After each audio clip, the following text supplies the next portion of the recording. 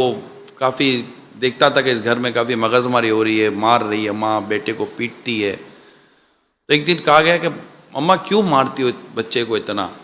कहा इसके वालिद साहब दुनिया से चले गए, मैं बेवा अकेली औरत, ये बच्चे, मैं इसकी पढ़ाई करूं, मैं घर की काम काज करती हूँ, बड़ी मुश्किल से कोई दो पैसे कमा कर लाती हूँ, इसकी पढ़ाई पर कि ये पढ़ाई करे तो कुछ बन जाएगा तो हमारे हालात अच्छे हो जाएंगे, मगर ये स्कूल भी देर से जाता है, देर से आता है, कपड़े मेले होते हैं, मैं तंग आ गई हूँ इससे, फीसें भी भरूँ, ये करूँ वो करूँ, तो गुस्सा आता है, क्या करूँ?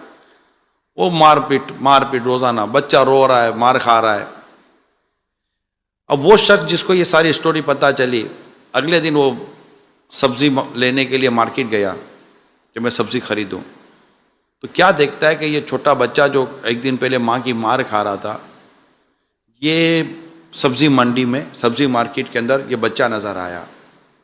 अब ये बच्चे को देखकर उसने कहा ये तो वही बच्चा है जो कल पीटा जा रहा था, तो स्कूल का टाइम है, ये मंडी में क्या कर रहा है? इसकी माँ सही कहती है कि ये जाता नहीं है और इधर उधर घूमता रहता है।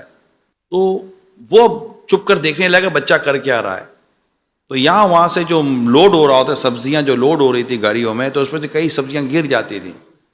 वो सारी सब्जियाँ जमा करता था और जिनकी होती थी ना उनसे वो सारी तरकीब बना लेता था ना, जिस दुकानदार की गिरती थी बना लेता था। फिर वो सब्जियों को जमा करके अपनी थैली में भरकर किसी दुकान के कोने में जाकर बैठ जाता फुटपाथ पर और सब्जियां बेचा करता था।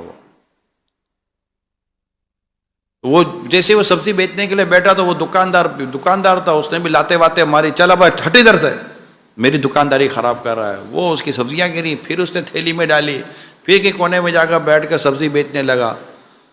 और फिर जैसे ही वो सब्जी बेच दी तो उसकी जो पेमेंट थी, वो पेमेंट उसने जिसको करनी थी की। अब वो आदमी उसको फॉलो कर रहा है कि यार स्टोरी क्या है। अब स्टोरी ये है कि वो जैसे स्कूल गया तो अब लेट पहुंचा दोबारा,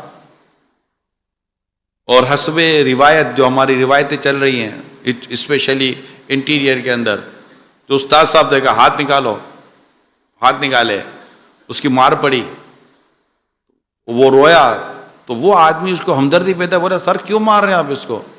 कहा ये रोजाना लेट आता है, इसको रोज मारो रोज लेट आता है, रोज मारो रोज लेट आता है, बंदा है गधा है, मानता ही नहीं है कोई बात। अच्छा, अब उसकी समझ में तो सारी कहानी आ गई थी कि ये है क्या। अब उसकी हमदर्दी, बात क्या चल रही है? हमदर्दी, हालात इंसान को किन चीजों पर उभार देते हैं, किन चीजों पर मजबूर कर देते हैं। अगले दिन उसने मतलब उस वक्त से टीचर को कहा कि आप एक काम करें, मैं आपको इंशाल्लाह इसके ताल्लुक से कुछ बयान करूंगा। अगले दिन इसकी माँ ने भीरे से मारा पीटा, वही कपड़े मेले करके और सारा हिसाब किताब बनाकर वो गया था। उससे इसकी अम्मा को कहा कि उसको मारो नहीं, मेरी बात सुनो, मैं आपको कुछ बताना चाहता हूँ। फिर वो बच्चा सुबह जब स्कूल के लिए निकला तो उसने इसकी अम्मी को कहा कि आप फला जगह पर आकर देखे क्या हो रहा है। तो इसकी माँ आए, बोला अब देखो दोबारा कहीं इसकी शिकायत आएगी फिर मार पड़ेगी इसको। तो उसकी माँ कहीं चुप कर अब देख रही थी बेटा क्या कर रहा है। इससे फ़ोन करके उस्ताद साहब को बुलाया, टीचर को, कि ज़रा आकर देखिए कि बच्चा क्या कर रहा है। अब दोनों कोने में कहीं अलग अलग प्लेसमेंट कर दी और चुप कर देख रहे थे। तीसरा ये आदमी था जो इनको दिखा रहा था। अब बच्चा वही रूटीन, वही सब्जियां जमा करना, सब्जियों को थैली में डालना, सब्जियां बेचना, कपड़े मेले हो जाना, फिर उसके पेमेंट करना, तो ये सब इसका सिलसिला चलता रहा।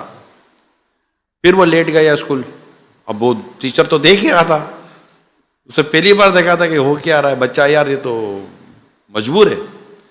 जैसे बच्चा स्कूल गया, जाकर इसने क्लास के अंदर बेंच पर अपना बैग रखा, सर के पास गया, हाथ निकाल दिया, मारो। बच्चा क्या करेगा, मारो। वो मारने के बजाय वो टीचर ने बच्चे को अपने सीने से चिपटा लिया, खूब रोया, खूब रोया। अब उसका रोना बंद नहीं हो रहा ना, उसको अपनी पिछली तमाम तर मामलात याद आ रहे थे कि मैंने इस बच्चे को कितनी ज्यादती की, इसको कितना मैंने मारा बेचारे को। ये अपने घर की किफालत में लगा हुआ था। इतने में वो आदमी भी आ गया जो सारी रहमदिली वाले सारे वो मामलात कर रहा था। ऐसे में कहा तो बेटा ये बता तुम कर क्या रहे थे? कहा मेरी माँ जो है ना वो घरों के काम करके हमारा घर चलाती है। मैं देखता हूँ कि मेरी माँ के कपड़े फट जाते हैं। अब मेरे पास इतने पैसे तो है ही नहीं कि मैं अपनी माँ को ऐसा चादर या ऐसा कपड़ा या ऐसा लिबास दिला सकूँ कि मेरी माँ के कपड़े सही हों, कि किसी के घर पर जाए तो मेरी माँ है मेरी। तो मैं यूँ सब्जियाँ बेचकर ये सब करा कर पैसे जमा करता हूँ, और आज मुझे उस शख्स ने ये कपड़ा दे दिया है जिसके लिए मैं अपनी माँ के लिए एक सूट सिलाऊंगा। कहा बेटा फिर इसकी पेमेंट कहाँ से करो? कहा भाई इसी तरह सब्जियां बेचता रहूँगा, फिर सिलाई के पैसे दूंगा और अपनी माँ के लिए मैं एक लिबास दूंगा ताकि मेरी माँ अपने बदन को सही छुपा कर लोगों के घरों के काम कर सके। मैं इसीलिए मेरी माँ की भी मार खाता हूँ, अपने टीचर की भी मार खाता हूँ, मैं सब कुछ करता हूँ ताकि मैं अपनी माँ का एक अच्छा सा लिबास सिलवाने में कामयाब हो जाऊँ। अब माँ को पता चला, माँ भी रो रही है, वो हमदर्द शख्स वो भी रो रहा है, टीचर था वो भी रो रहा है, सब रो रहे थे। एक गरीब घराना था। ये गरीब घराना अपना घर कैसे चलाता है ये बाद वक़्त हमें पता ही नहीं चलता। ये सफ़ेद पोश फैमिलीज की स्टोरीज होती हैं। ये वो लोग नहीं होते जो सड़कों पर जाकर मांगने के लिए कोशिशें करते हैं। अब आप इस बच्चे का शऊर देखें, ये बच्चे की अप्रोच देखें, इस बच्चे की मेंटेलिटी देखें कि ये माँ की मार खा रहा है। माँ को ये नहीं कहता माँ मैं तो तेरे लिए सारी मेहनत कर रहा हूं तो मुझे मार रही है। उस्ताद को नहीं कहता कि उस्ताद साहब मैं तो ये कर रहा हूं, नहीं, वो चुपचाप है।